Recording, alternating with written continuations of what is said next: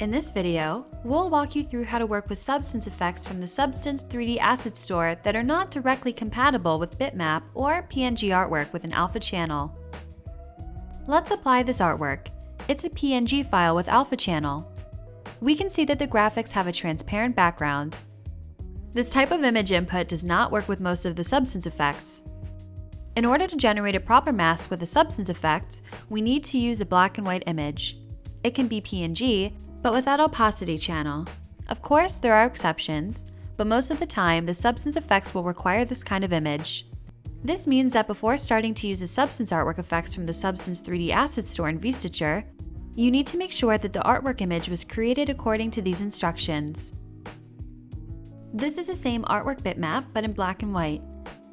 The black will be used as the opacity channel, and the white will be the actual artwork that the effect will be applied to.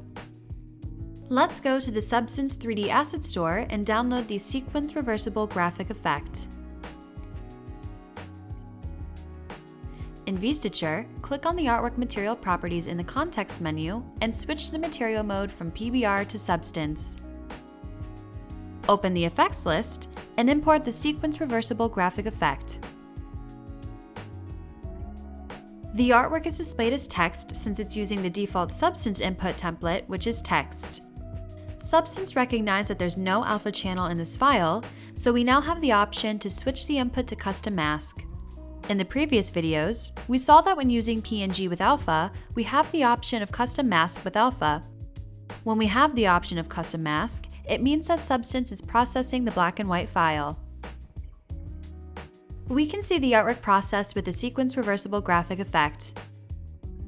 It works perfectly. The SBSAR file we're using is a parametric file, and I can change the different parameters. For example, the mask precision. We can make it less precise. The sequin primary roughness.